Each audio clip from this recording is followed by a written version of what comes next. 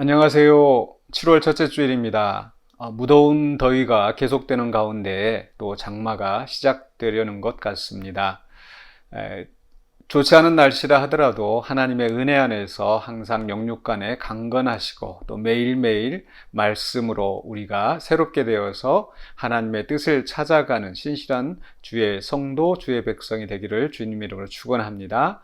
오늘 우리가 함께 나눌 하나님의 말씀은 이사야서 65장 8절로 12절입니다. 제가 봉독하겠습니다. 여호와께서 이와 같이 말씀하시되 포도송이에는 즙이 있으므로 사람들이 말하기를 그것을 상하지 말라 거기 복이 있느니라 하나니 나도 내 종들을 위하여 그와 같이 행하여 다 멸하지 아니하고 내가 야곱에게서 씨를 내며 유다에게서 나의 산들을 기업으로 얻을 자를 내리니 내가 택한 자가 이를 기업으로 얻을 것이요 나의 종들이 거기에 살 것이라. 샤론은 양떼 우리가 되겠고 아골 골짜기는 소떼가 눕는 곳이 되어 나를 찾은 내 백성의 소유가 되려니와 오직 나 여호와를 버리며 나의 성산을 잊고 가색에 상을 베풀며 무니에게 섞은 술을 가득히 붓는 너희여 내가 너희를 칼에 붙일 것인즉 다 굽으리고 죽임을 당하리니 이는 내가 불러도 너희가 대답하지 아니하며 내가 말하여도 듣지 아니하고 나의 눈에 악을 행하였으며 내가 즐겨하지 아니하는 일을 택하였음이니라. 아멘. 남기시는 하나님이라는 말씀의 제목으로 본문을 함께 생각하고자 합니다. 남기신다. 이 말을 하니까 생각이 나는 게 우리가 그 음식을 남기는 거, 지금은 별로 그런 일이 없습니다. 오히려 음식을 남기는 것이 또 잔반 처리를 해야 되고 또 많은 음식을 낭비하게 되니까 바람직하지 않죠. 그러나 옛날에는 이 음식을 남기는 것이 미덕이었습니다. 또 그게 습관이기도 했었고요.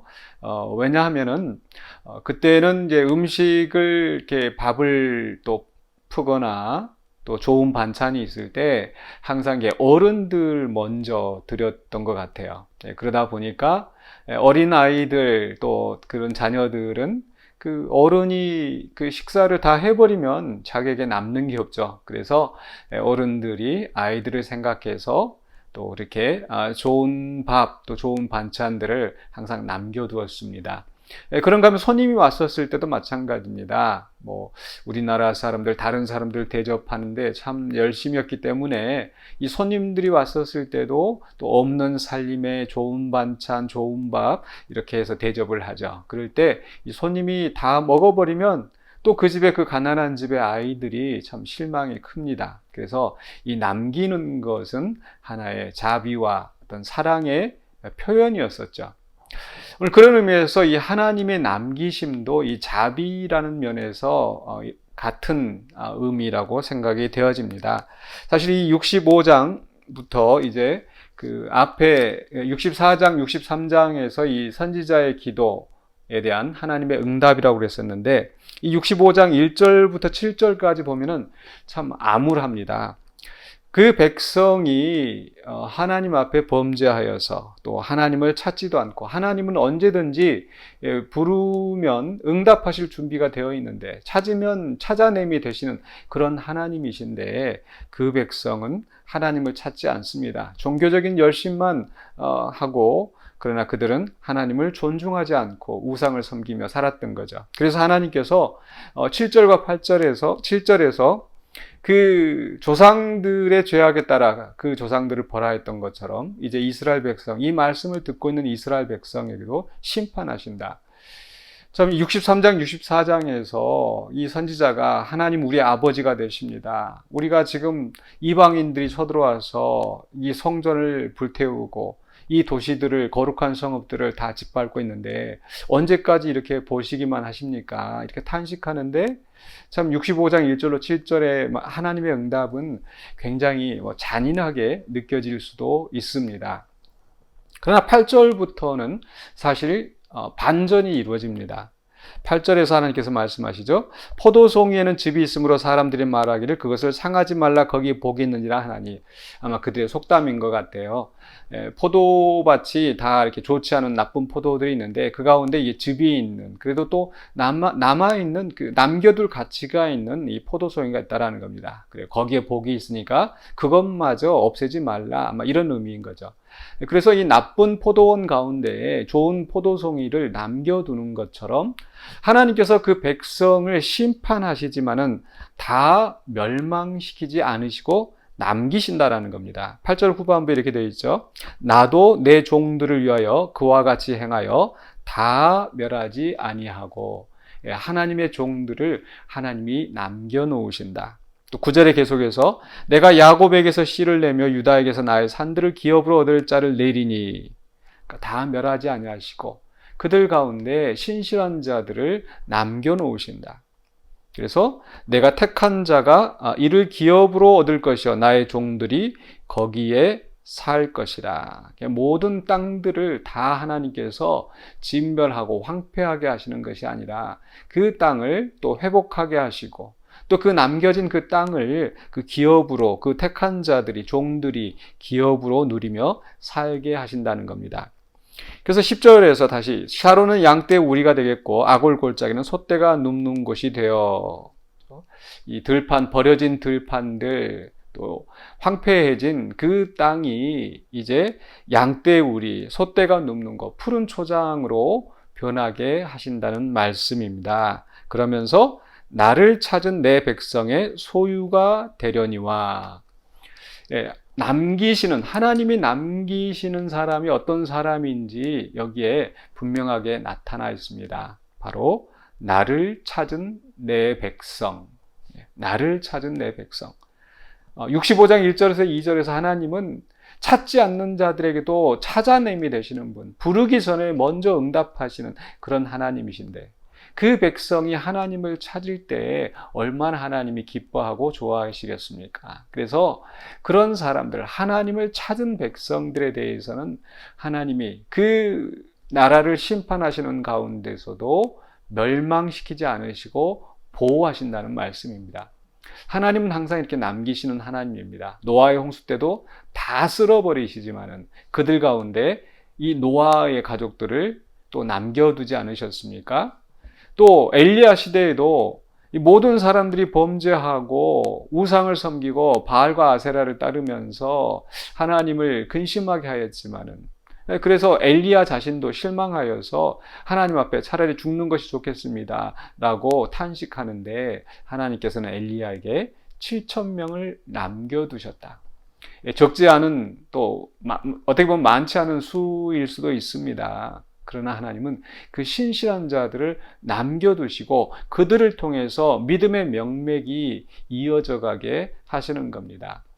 오늘 이 시대에도 또 하나님께서 그 신실한 남은 자들을 우리 가운데 두실 줄로 믿습니다. 또 그래서 우리가 그 신실한 남은 자로 살아가야 되겠습니다. 그러나 반대로 그 멸하시는 자들이 있습니다. 바로 11절에 오직 나 여호와를 버리며 나의 성산을 잊고.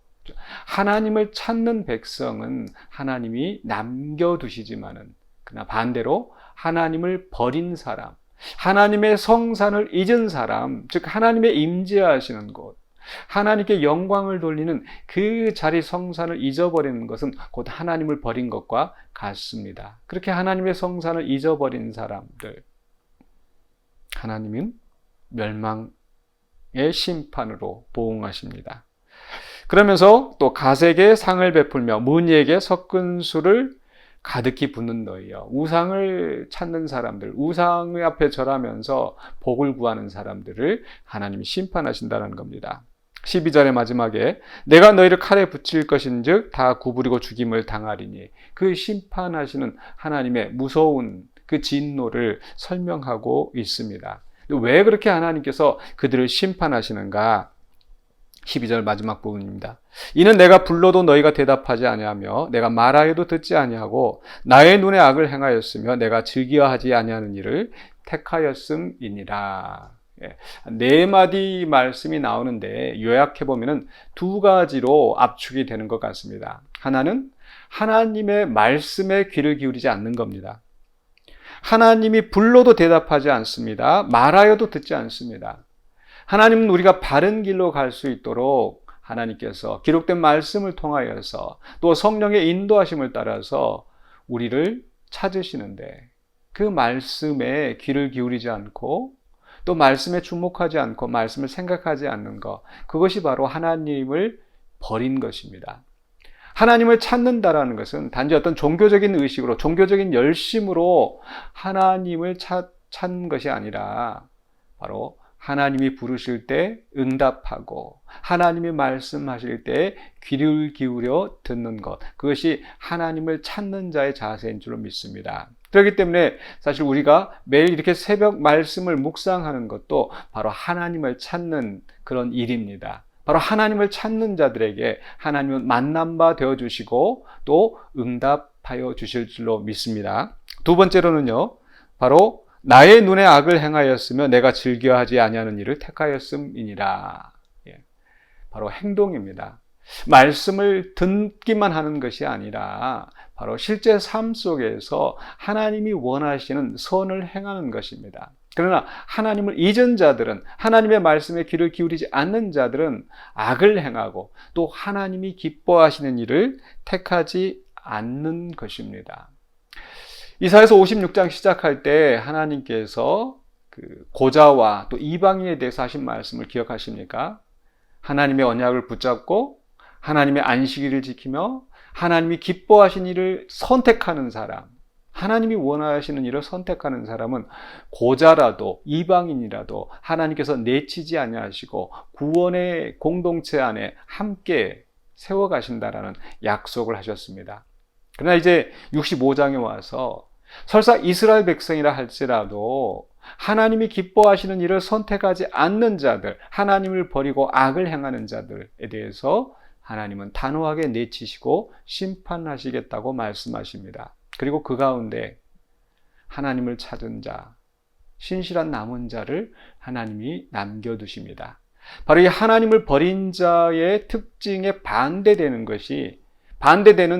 그 삶을 사는 것이 하나님을 찾은 자의 모습일 것입니다. 즉 하나님의 말씀에 주목하고 귀를 기울이고 그리고 그 말씀을 통해서 얻은 하나님의 뜻을 실제 삶 속에서 실천하며 행하며 살아가는 것입니다. 그러할 때에 하나님께서 우리를 또 진노의 심판에서 우리를 보호하시고 또 하나님의 영원한 나라에 하나님의 백성으로서 살아갈 수 있게 하실 줄로 믿습니다. 물론 이것은 우리가 행위로 구원을 얻는다는 뜻이 아닙니다. 그런데 하나님의 말씀에 귀를 기울이지 않고 제멋대로 살아가는 사람이 바로 믿음으로 중생한 사람이라고 생각하기가 어렵습니다. 정말 우리가 예수 그리스도의 은혜 안에서 믿음으로 구원을 받은 자라고 한다면 바로 하나님의 말씀에 귀를 기울이고 그 말씀대로 살아가는 신실한 주의 백성이 되어야 될 줄로 믿습니다. 오늘도 이 말씀을 기억하시면서 또 항상 주의 말씀을 사모하고 또 말씀대로 살아가는 신실한 주의 백성이 되시기를 다시 한번 주의 이름으로 간절히 축원합니다. 기도하겠습니다. 사랑의 주 하나님 은혜를 감사합니다. 세상을 심판하시는 가운데 신실한 남은 자를 남기시는 하나님, 지금 이렇게 어지러운 세상 가운데 또 신실한 택한 백성을 찾으시는 하나님을 우리가 생각합니다. 우리의 모습은 연약하지만 주님의 말씀을 붙잡고 주님의 뜻을 행하며 살아가기를 원합니다. 주님께서 성령님께서 인도하여 주시고 주의 말씀을 깨우치게 하여 주시고 또 깨우친 말씀을 온전히 실천하며 살아가는 우리가 되게 하여 주시옵소서. 예수 그리스도 이름으로 기도하옵나이다. 아멘.